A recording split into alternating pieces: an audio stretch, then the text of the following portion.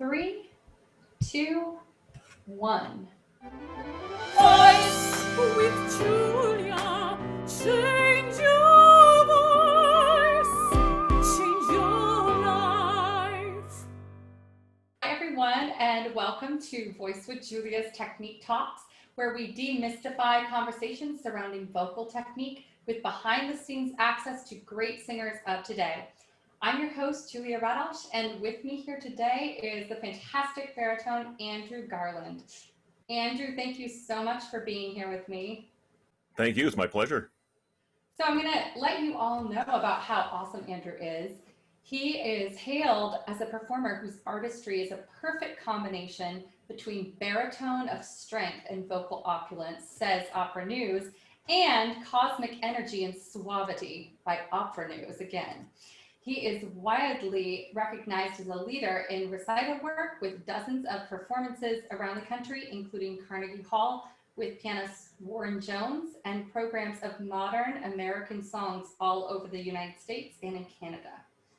Andrew has performed as a soloist and recitalist with organizations such as Atlanta Symphony, Boston Baroque, New York Festival of Song, the Handel and Haydn Society, Houston Symphony, Ravinia Festival, National Philharmonic, Albany Symphony, Washington Master Chorale at the Kennedy Center, and National Chorale at Lincoln Center, to name a few. His latest solo CD, American Portraits, with pianist Donna Louie, went to #1 on Amazon Classical. That's super cool. That's awesome.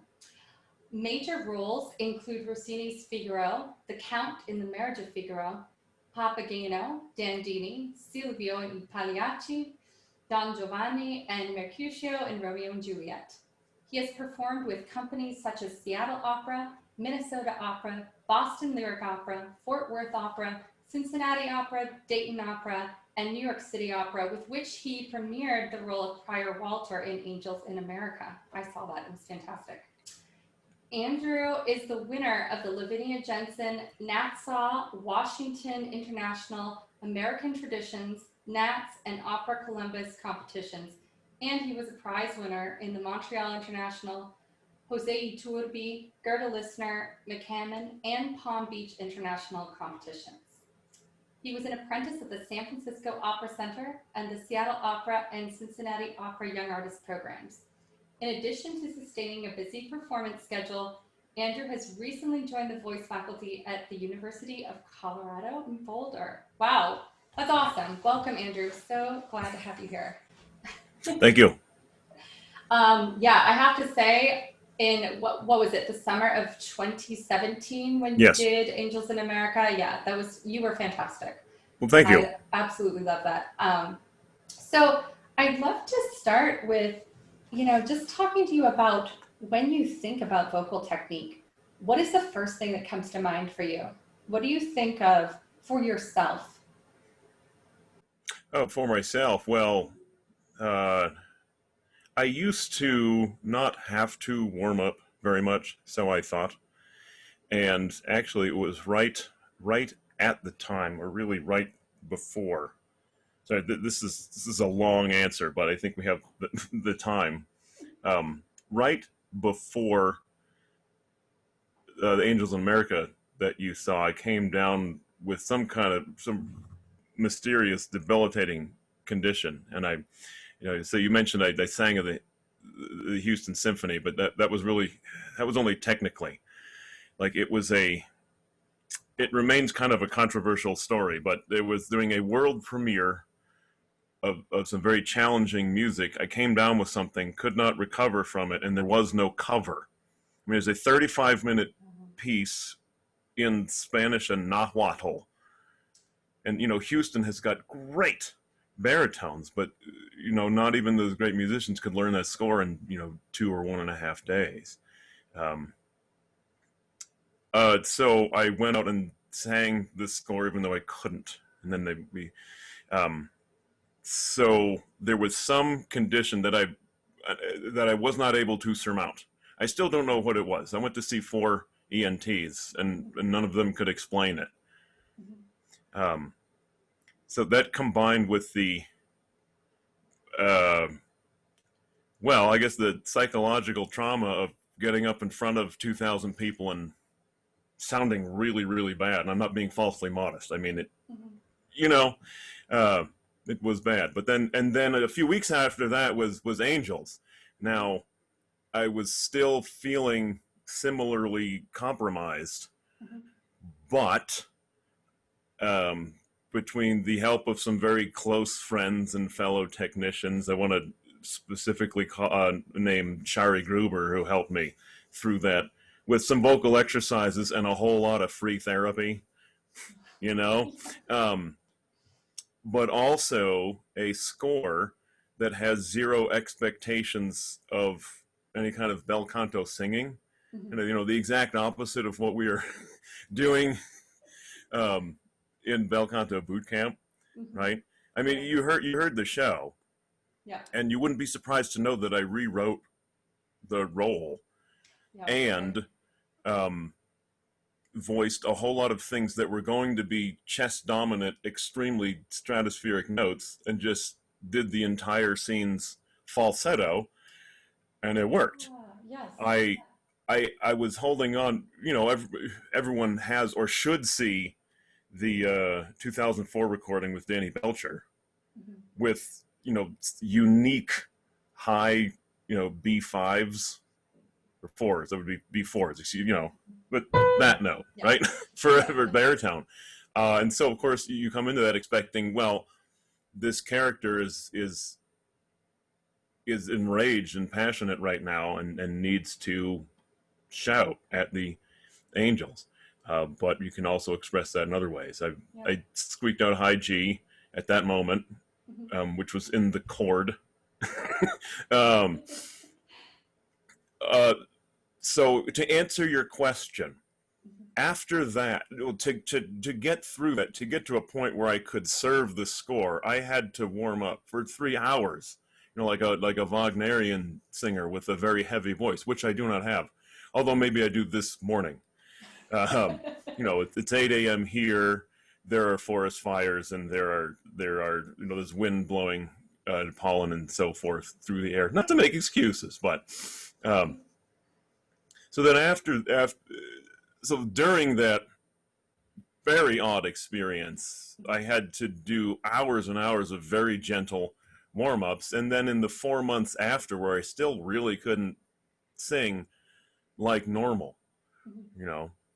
Uh, and then after about 4 months, it came back, and it was not what it was before. It was a heavier, noticeably, but not, well, yeah, noticeably heavier voice that I needed to warm up more. So, what is the first thing I think of now? I always move the body a little bit, I always stretch, and I always check in with my breath, even for a second. It's one thing I always do, and have every one of my students do. I don't need to, when they come in the room, I don't even need to ask them to do this anymore. It's from a standing position to raise up and reach as high as I can. We have very high ceilings in these studios, with helps with the air exchange and airing out the room after one person has sung in here for the next. But I half jokingly say, if you do this every day, by the end of the year, you'll be able to reach the ceiling with your heel stool on the floor. But it's very important. You have to reach as high as you can. I'll see if you can see some of my torso here. Well, because it's only after you've reached as high as you can that you've raised your rib cage and gotten the space under your arms. And then when you lower your arms back down, the ribs are still up. Yeah. But the ribs are not up with a whole lot of, with not too much effort from the intercostals in the back. Mhm. They're just up comfortably. They're exactly what your voice teacher, what your choir teacher asked you to do, without awkwardly straining to be in that position. Right. And then just take a few breaths and notice your breath. You know, don't make your gut protrude. Don't make your back extend slightly. Just notice that that's happening. Yeah. Then exhale through say a long or some other sound that provides a resistance, diaphragmatic resistance, and just notice that your gut is coming up and in at about a 45-degree angle. Your plexus comes out right at the, you know, this, if you put the yeah, pinky in the belly button and the thumb here. You don't make that happen. Notice that it's happening. Yeah. And if you've checked in with your breath, you're likely to have a better inhale for all the phrases you're going to sing today. And you might not have to check in with it so much if you've checked in with it at the start. Yeah. Then from there, the prescription is whatever the singer needs. And, for me now, especially a day like this, is a lot of lip trills and hums. And the now infamous bite the apple and slide down register exercise. Always put that towards the beginning. Shall I show you that? Yes, and I would No. like to know where you begin as a baritone on that kind of side. Oh, that's an excellent question. I never choose the pitch. Good. Because Okay. for that one, I will never strike a pitch on the piano for myself or for the student. Okay. It'll be different every day. Woo! That's what comes out this morning. Okay. And then I will use my ear to go up a half step from that. Woo! Woo! Woo! But now let me show you the complete point of that. Oh, and I have my prop here. Usually I have to say, imagine you're about to bite an apple, because that gets you not only the embouchure, but if you're inhaling at that time, notice I do the, you know this, but maybe some of your audience wants to see this. I've puckered and my larynx sympathetically goes down. So I've got a woo space as opposed to say a woo, right? Not quite tall, not quite low, not quite palate high. But it's even better if you have a real apple and you catch yourself. That's the shape I naturally make. Ooh. And then you take that all the way down as smoothly as you can. There'll be a break first thing in the morning, but if you're doing this daily, that'll go away very quickly. I try not to make the number one objective of this eliminate the break at all costs, because that creates a kind of neurosis that the singer already has. You don't need to add on to that, right? That's true. Yeah. Do you purposely start in the falsetto or the head voice? What do you call that? What do you think of that? Oh yeah, that's falsetto, and I do start. Not to interrupt. Is the mic a little too loud, or is the sound okay? No, it sounds good. Oh, good. Okay, Yeah. It's coming really loud into my headphones. Sorry to stop the train of thought there. No, you're fine. For this exercise, you start. What I say is pick a high mid falsetto. Okay. Because a lot of ambitious, mostly tenors and baritones and basses men will say, I want to see my highest falsetto right now, right away. I said, no, pick a high mid. Don't, because you're going to go up by half steps as high as you can go. And then we start reaching the ceiling. I say, well, make the ceiling a little higher. Ooh, ooh, ooh, ooh. In order to achieve that, I had to create a higher space for the note. Obviously not muscle it Yes. higher. You know, I'd love to ask you to kind of take on a side road a little bit, but there's been some conjecture, which I mean, obviously I don't agree with, but I'm just curious what you have to say to certain, I guess there's pedagogical thought about male voices, and that one should strive to bring the chest voice up as high as possible, which obviously does happen naturally when you're singing operatic literature. You're not singing in falsetto, but the feeling I get from this idea is that you're bringing the bottom up rather than learning to kind of knit the two together. So what is your kind of take on that? There's two ways to look at it. As a teacher and a singer, you need to have an understanding of what you're actually doing. But then you also have to know what is the best image, the best mental approach for the student. ultimately we know a few things. We hold these truths to be self-evident, that every tone you ever sing is a mixture of two registers and two registers only, and every register has to have more than 50% of one of those registers. So if we all agree on that, we'll then say, well, getting those, those exciting operatic high notes, those tones above the passaggio, yes, they're chest dominant, and they're not naturally chest dominant, especially for a tenor, but for any tenor, baritone, bass, they're chest dominant. But they have, with most singers still refining their technique, they start out with just a little too much chest, and by adding, on a very simple level, by adding just the right amount of head voice in it, and recognizing that that is an ingredient in the mix. And if you're doing it really well, nobody else knows. That is your secret. You and your teacher know there's head voice in there, and nobody else. Chefs they often don't give out their secret recipes. So same with the singer. Now, yeah, I'm familiar that as of late there were certain, I don't even know what you'd call them, people who, you could call them people. Yeah, not behaving like good human beings, though, who are just bent on calling out singers for having too much head voice in their high notes. And I say, like, well, first of all, if that's how you're listening to art, I feel so sorry for you. Yeah. But secondly, hello, there is a mix in there. If there's too much mix, then don't listen to it if you don't like it. Yeah. Yeah. But I will tell you this, just since I moved to Boulder, and as necessity, I had to stop studying with my Boston teacher, who is Penelope Beatsis, and I'm pretty sure I'll quote at least one of her exercises today. But just in March, as it happened, I was getting ready to go to 3 different performances in March and April. And I said, I think it's been 3 years. Let's have some lessons. And we have a teacher here.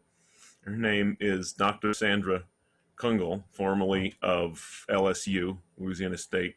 Now she lives here, and she happens to be the mother of Jennifer Bird Arvidsson, who studies in the studio right next door to me. I said, I want to take some lessons with you. And that is where I got this exercise. Oh. So I give her full credit. I mean, there's nothing new under the sun. I definitely want to give credit wherever these exercises come from.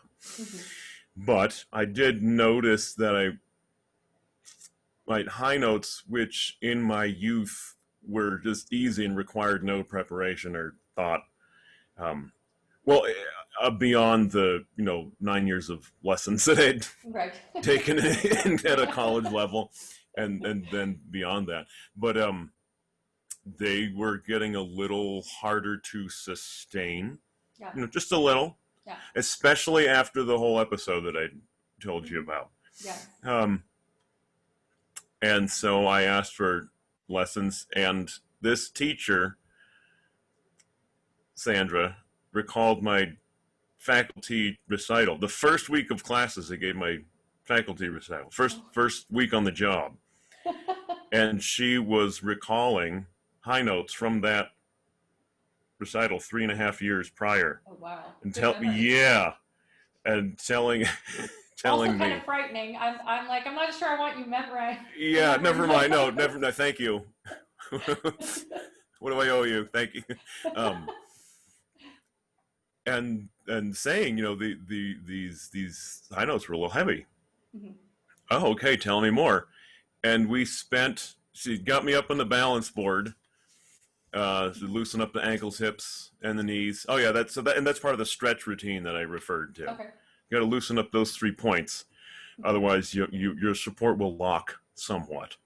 Yeah. However you do it, balance board is an excellent way to do that. I've got one under the piano, and at any point to say, hey, get on the balance board. And students will sing a half hour just standing on it. Yeah. And it is impossible to lock any of those joints, or you will fall Right. off the balance board.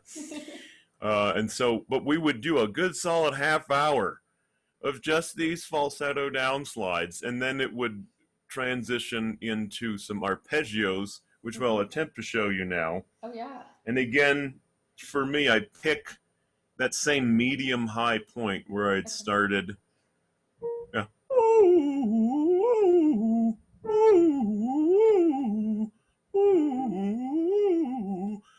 And yeah, the goal is there to end in a to be have the bottom note be a chest dominant tone, right? But at first, I asked that it not be a presentational tone, a sung tone, an operatic tone. The phrase that Sandra uses, average Joe off the street tone. Yeah. Because inevitably the student will want to impress me with their best, middle A flat. Ooh, yeah. No, we'll get to that in a minute. But first, ooh, yeah, ooh, yeah, ooh, yeah, ooh, yeah.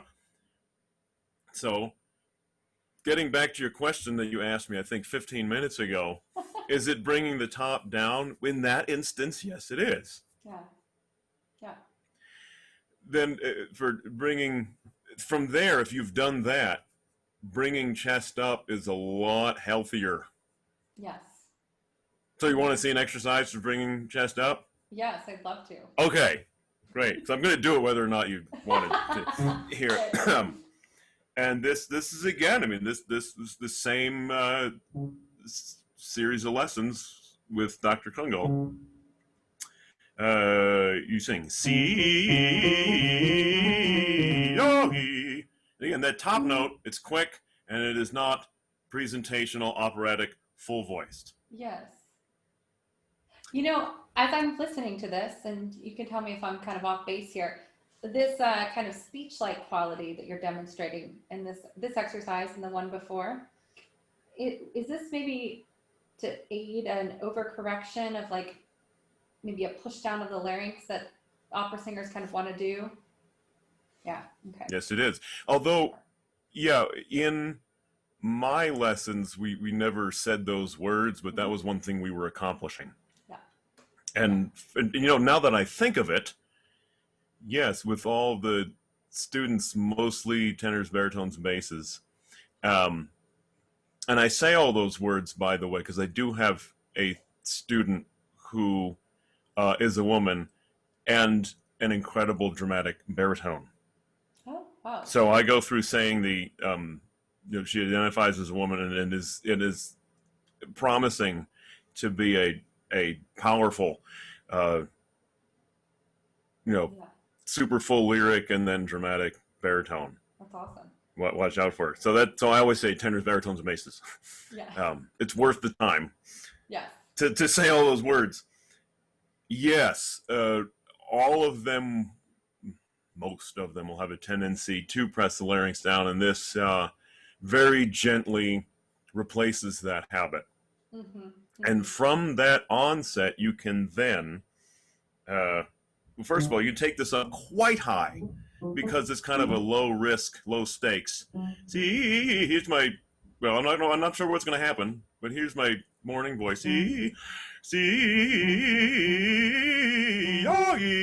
that's an X. But then you could take that. I'm really taking a risk now. I'm going to back up from the microphone. It's like,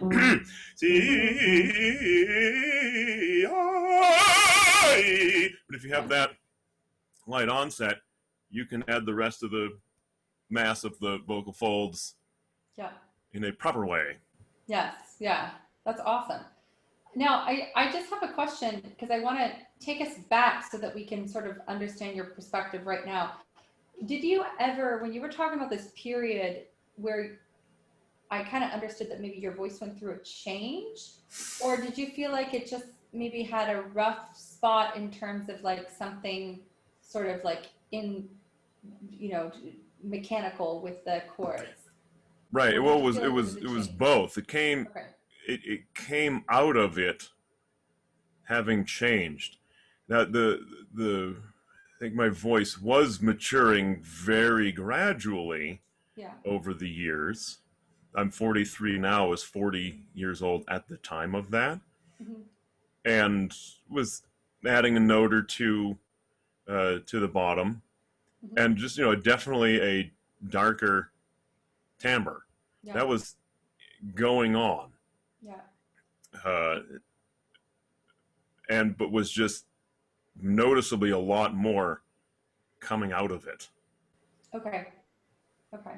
So the kind of this the rough spot wasn't so much just a Bach change, it was also like something that you were going through, just, you know what Yeah, I'm I saying? mean, Or just, I I am somewhat curious to know what it was, yeah. but I didn't complete that investigation. Yeah. It was definitely not going to see an ENT specializing in singers was not going to do it. I had to consult some other source, and Right. you know, I, I didn't do that. Everyone has theories. Some people thought maybe I was worried about the move and my job change that was happening, Hmm. or sort of long-term stage nerves. Although, I mean, I've gotten nerves and I've suddenly felt like this isn't going to work, Yeah. but have always come through Right. that, Right. like every performer ever, Right. you know. Exactly. And it's not just in the mind. It's not just that adrenaline that messes Uh-huh. with your lower abdominal support.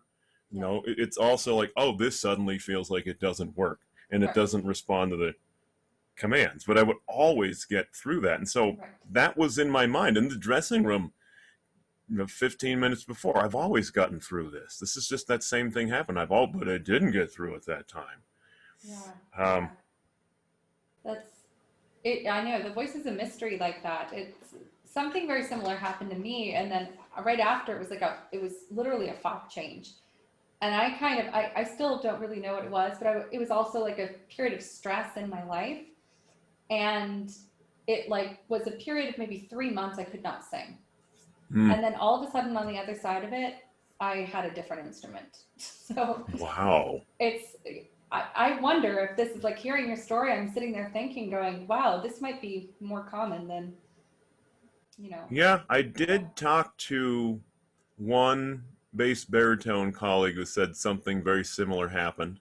Mhm. And because yeah, I've only known you very recently, but I know your voice is very dark and rich. Mhm. For a soprano, and it's beautiful. But I can imagine that maybe if it was sort of lighter and not as round, and then it was that would be a Mhm. noticeable change. But Yeah. I did talk to a bass baritone who had something similar. He did what I should have done, and he went to Anat Kaider in New York City. I hope I'm pronouncing her name right, but I don't remember exactly what her. She has a kind of unique intersection of being an ENT and a voice therapist, Okay. and can actually prescribe exercises. Now, what Oh, wow. she told this individual to do Mhm. was actually get to encourage your larynx down with your fingers. You're Huh. not lowering your larynx. Um, and looking back, I thought I did have trouble lowering the larynx, whereas before, low neutral larynx, like, yeah, this is what I've trained to do all my life. But all of a sudden, just getting up to middle C, right? Yeah. Um, then I talked to my Boston teacher, Penny Beatsis, and she told me about a colleague who was going through a psychologically troubling time and lost her voice. And the ENT looked at it and said, it's perfectly clear. There's no swelling, there's no mucus, there's no redness, nothing. You look, you know, clean, but couldn't sing. And then when that episode had passed, you could sing again. So, Wow. Yeah. It's, I guess this is part mystery, part science. Yeah, absolutely. So, okay, well then that kind of gives me some perspective. So now moving on in terms of registration, where you are now, like maybe if you could take me through a little developmental if you can put yourself back into like young beginning Andrew's shoes and sort of walk me through what maybe the registrational balance felt like at various periods and up till now, if you can, remember a little bit. Well,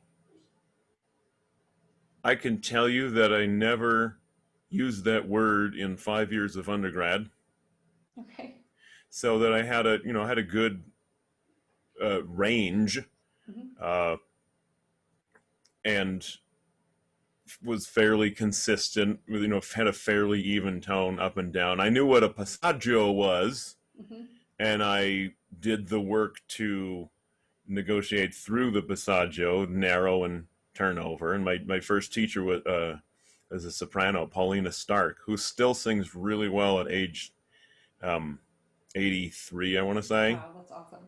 Because she decided, you know what, I'm going to pull out those Lutgen books and those Viardot books, and I'm going to sing them.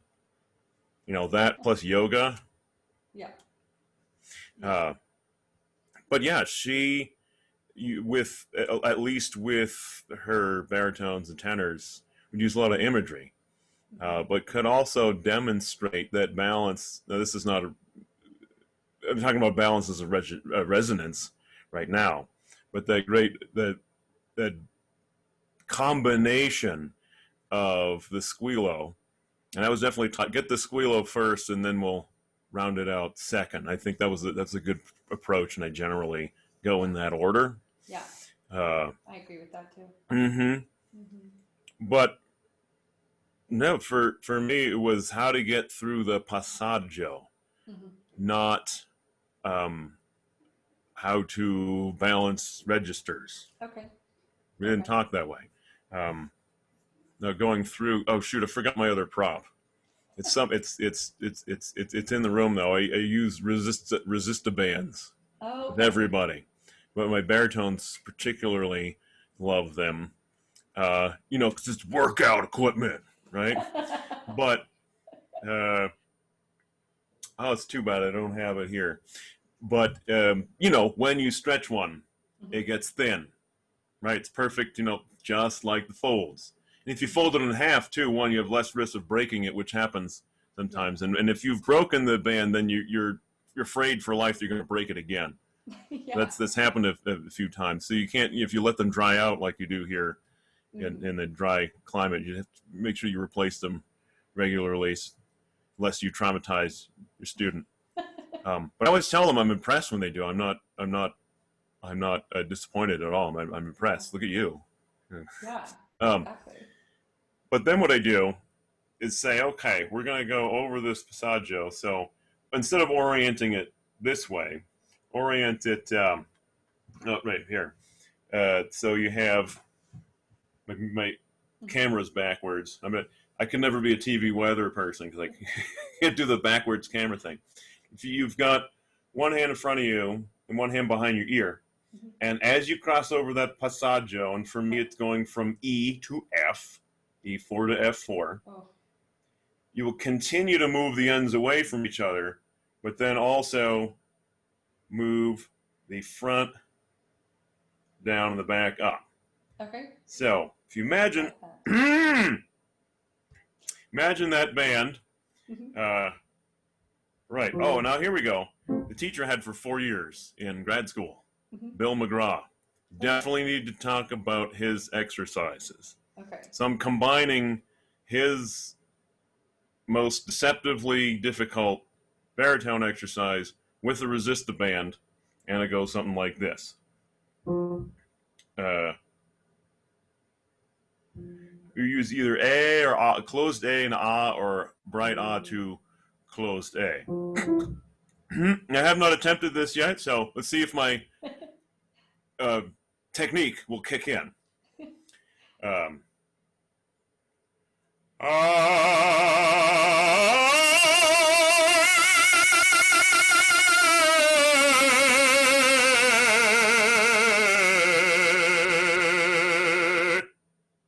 So it worked. Sounded good to me. Okay, good. Yeah, it felt smooth. Yeah. Why the closed A? Yeah.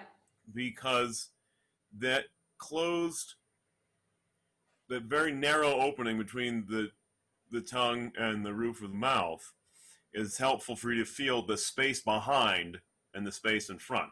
If there's not that narrow opening, it's harder to feel the bigger spaces in back and front. Yeah. But do you consciously have to manipulate your tongue?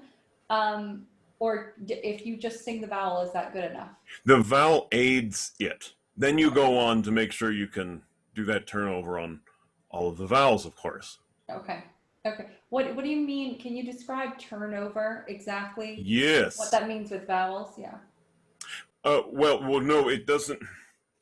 So again, doing it on each vowel, how that is different. Oh, well, you have to recognize that your laryngeal position will color the vowel, but it doesn't change the part of the mouth that articulates the vowel, the tongue. Okay. As Bill McGraw also says, paraphrasing Rudyard Kipling, vowel is vowel and space is space, and ne'er the twain shall meet. Right? Okay. So, of course, your laryngeal position, if I say, hi, how are you? And hi, how are you? Those are the same vowels, but they sound completely different because of this shape down here, the two. So you have to be aware of that, and you have to, if your teacher says it sounds right, if it feels like you're phonating smoothly through, you have to allow that change in the vowel sound, even though you're staying true to the tongue position, which also changes because your tongue has to go lower and your jaw has to accommodate the tongue going lower. An E and a E they're both E's, but, or E, E, those are both E's, but. Yes. Right. So, if I'm understanding, okay, so when you're talking about turning over and being able to do that on each vowel. Yes. What do you mean by turning over specifically? With the it's the laryngeal tilt, right? Right. Your larynx is tilting forward. It's not just going down, but it's tilting forward. And another image I like to use to help that out is, well, think like you're using Pythagoras to help you out. Like the distance between here and here is shorter than here. If you got to stretch the folds more, right? Yeah. This is a greater distance than this. Yes. So that works. And same with taking that band and actually tilting it in the manner that the band does. Right. So what is the most challenging vowel to do that on then? For most, it's ah. Okay. It's different for everybody, but for most, it's ah. Okay. And do you like to think of a tongue position, keeping the tongue higher in order to accommodate that, or how do you work with that? Well, couple things. One, you get comfortable. You recognize that right up until that turnover, your ah should be quite bright. Probably brighter than most, for most singers, their perception of the ah is that it's too bright, and I say nope, it's just right, because we've spent months and years lowering the larynx and raising the palate and getting the base of the tongue out of the way. There's your roundness, okay? Yeah. We don't need to then choose the dark ah to add more roundness where it is not needed. Right. So right up until there. So what I may have demonstrated correctly, but I'll do it again. We're starting ah to ah. This is F to E, so it's still ah, or some people have to tell them to Broadway it. I go ah, right? Maybe not the best, but that's got to be there, because as you turn over, if you cannot lose this ping in the sound, this efficient closure in the folds. Or the sound will just go all back, and it will sound great to you inside your head, and it will sound very muffled to someone else. So if I were to add some extra roundness,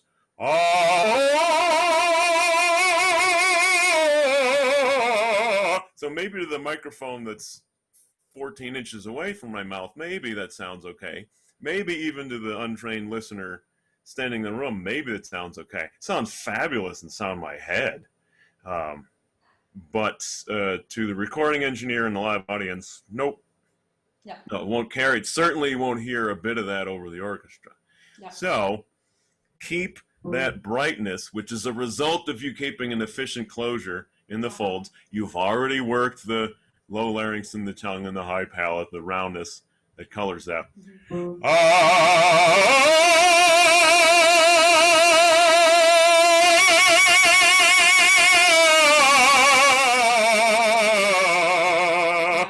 Yeah. Even through Zoom, I can hear that's significantly better. Good. Mm-hmm. Reminds me, my original sound wasn't on. All right. Oh. Now it is. Okay. So just make note of that. Everything from now on has original sound. Yeah, no, that's fantastic. I think that really describes it well because, I mean, you hear, I love baritones. I really do. I love the voice. As you should. Right. But I do notice this does seem to plague baritones a bit, where, all of a sudden you're in an opera rehearsal, right? And the baritone sounds like he's the loudest one in the small space, the echoey chamber, and then you get on stage and we're like, what's happening? And I feel like this is part of, I don't know, maybe is it a voice type thing? What do you think it is? Is it? Well, many young voices haven't really mastered getting that ring in the middle voice. Mm-hmm. That's a little bit of function of age, but a lot of a function of very patient technique. Yes. Yeah. I'll be honest. I didn't, with all the training I had, I didn't have a ton of that. I do now, because I've earned my stripes. I'm older. Whatever is going on down here allows me a lot of resonance in the middle voice. Thank you. Yeah. But yes, there's that temptation. I tell you what, after all of my grad school and all of my apprenticeships, and then I moved back to my hometown near Boston. I needed a Boston teacher, and I'd signed up with Penny Beatsis and worked with her for 11 years. And I would essentially, every 3 to 6 months, pay her to tell me the same thing. Get your tongue out of the way and bring the sound forward. And how to properly round the sound and back. I was rounding the sound and back, but I was doing it with a bit too much force, particularly with the base of the tongue. Mm-hmm. And I would go away and I'd be mindful of those things. It's not like I wouldn't practice it, but it would still get away from me despite my best efforts. I had to pay someone to tell me to do that again. Of course. Now, when you're talking about working with the tongue and getting it out of the back of the throat, what did you have to specifically do? Well, for a time I thought all you had to do was tongue stretches. And they are helpful for some people, but then I realized, okay, you can stretch the tongue forward, and then you can feel the contrasting feeling. You put all the way back so it restricts your airway. And that feels good. It loosens it up. But, you stretch your hamstrings, but then you don't walk around with your leg extended, right? You stretch and then you walk as you would. So, yes, allowing a tongue to be flat this way, laterally. Not flat this way. No. Yeah. Right? There's a natural hump to this tongue, and that's where your vowels are articulated. Yeah. So E is a great example. That part of your tongue that lines up with, say, your last molars, that for most, not all, but for most, that's your best, chiaroscuro, classical, bel canto, E vowel. If I make the E like I'm saying cheese for the camera and my tongue comes all the way to my canine teeth, that's going to pull the larynx up a little bit with it. Yeah. But even if it doesn't, it's not the best. E. You hear the difference. Yeah. But all the other vowels are a function of how high is this hump in the back here. That's there. That's what you're raising and lowering. So yeah, stretch the tongue, but then do keep the front of the tongue, resting comfortably on a vowel, resting comfortably in the bottom teeth. Yeah. right? But you're not pulling the whole thing forward. Right, right. Now you talked about chord closure, Mm-hmm. and you talked about this forward resonance being equated with chord closure, which is interesting because I tend to think of it like this, but I know from a contemporary commercial music technique perspective, often these things like this mask resonance is referred to as twang. Mm-hmm. And we have, chord closure, maybe twang and chord closure being separate elements. But I don't think of it too much as that. How do you kind of Well, feel that? excuse me. Many of us, even in classical singing, first got that twang, and that's a great word for it. I'll use that with a classical singer if it works for them. Actually, particularly with American art song, where you've got to sing in some sort of a dialect. Yeah. Find the twang without compromising the relaxed back of the tongue. But like myself and a lot of undergraduates or singers first taking their first lessons, they'll learn to get this forward resonance and this ping in the sound, squealo, twang, with a higher larynx. And for some, maybe it's the only way you can get them to first make that sound. Somehow they went through childhood without making funny sounds. I don't understand. How is it that you weren't, driving your parents nuts, making cartoon noises, and doing voices, and so forth? How did, or has the memory of that been blocked? I don't understand. Nonetheless, there's some, good singers who just don't want to go, ah! Or, from musical theater singers, it's perfectly fine for them to have a high neutral larynx. Ah! Right? But Yep. can you do that? Ah! Right. I haven't cracked that code with some folks yet. But,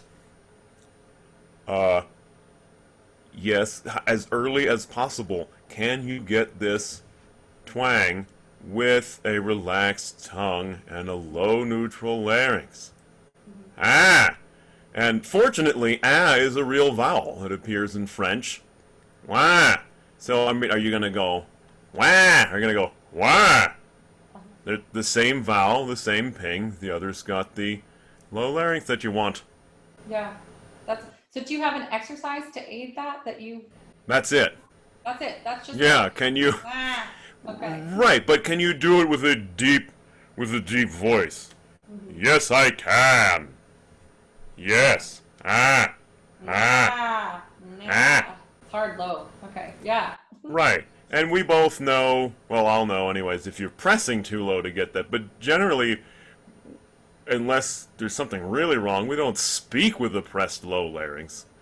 But we all know that one person who walks around talking with a low larynx. Yeah. And that's usually someone who is insecure about their resume and wants to let you know that I'm an opera singer. Yeah. But even then, even that person who, may not have a perfect technique, they maybe won't be speaking with a pressed low larynx. Right. Like that. Yeah. Yeah. That's true. Bringing that higher for many can be a gradual process. Yeah. Unless they've been doing this for 15 minutes a day. Ooh. See, yogi. And suddenly it's not such a big deal to go up high, introduce a lighter registration, and keep the larynx down. Well, I think you answered my last question actually, which was, what is your desert island vocalese? So if you have only one vocalese to work with, and you've got to be ready to sing in 3 minutes, what would it be? Oh, I see. Yeah, that's a tricky question because there are, of course, a lot of different aspects you need to warm up. But what's good is Yeah, I guess. So you're talking, I can't do the slides and the rapid CEs. I got to choose one. No, you could combine them if it's, Okay, great, yeah. great. Because you can start this as low as you want, in your low chest voice, so that we're doing top down and bottom up. Yeah, I mean that's this year. That's my thing for my voice and for any of the singers of any type who are needing to, free up their top. Yeah, that sounds wonderful, and I love this da da da da da da da da da da. Wait, da da da da da da da. Is it? Yeah, because it's almost like that yodel effect too. Yes, and there are many other exercises that involve this first pattern. Sometimes with musical theater students, they'll have them sing shoo you you you you, or just all on an ah. Do you know Dana Varga? Yeah. Oh yeah, of course. I watched her Quick and Dirty Guides to Trills, and that was one of her gateways, was to just sing that figure all on an ah. Yeah. And when you first ask a singer to do that, they are very disappointed that they can't sing all the notes perfectly in tune. It's like, no, that's not the point. You'll actually get it if you keep trying, if you audiate it. But they tried to really dig into each one of those notes, and they said, no, that's the exact opposite of what we're doing at this moment. Right. That's awesome. Well, I mean, those sound like fantastic exercises because it sounds like you're working both functions in that. So you've got the lengthening, and then you've got that ability to stay connected. So, yeah, that's awesome. So, Andrew, where can we find you on the internet? Right. The YouTube channel and the SoundCloud page are probably the best places to go now. Okay. There are, well, there's nothing on my calendar, so there's nothing to see. But my website, andrewgarland.com, does have some sort of my greatest hits of videos and audio clips. You can go there. Knock on wood, though, I'm supposed to do a recital on the East Coast with Warren Jones in May. That should be happening. The venue is doing some pretty extreme COVID adjustments, including adding a second performance so they can cut the audience in half. Yeah. Okay. So hope that happens. That's the program we've been doing for 8 years. Okay. It's the Don Quixote theme. Oh, nice. So it has, of course, the Ravel. But it also has, I gotta mention, it has some songs by Gabriella Frank. Gabriella Lena Frank is her full name. Check out that composer. Okay. I'm going to say it again, Gabriella Frank. Gabriella Frank. Okay, we'll put Yeah, that in great stuff for soprano, too. Awesome. Okay. Yes. That's and anyone who is looking to for undergrad or graduate degree, apply to University of Colorado at Boulder. Great Request a school. trial lesson with me. Great school. And Andrew, I must say, is a fantastic instructor. He is also in our bel canto boot camp as one of our mentors. So it's fantastic to have you there as well. Awesome. Well, Andrew, it has been such a pleasure. I know you're going to skedaddle and start your teaching day. Yes. Which is fantastic. Thank you so much for being here. Well, thank you. Thank you for having me. It was my pleasure. I'm sure the audiences will find all of your tips very useful. So I hope so. I appreciate that. All right. Take care. Bye-bye.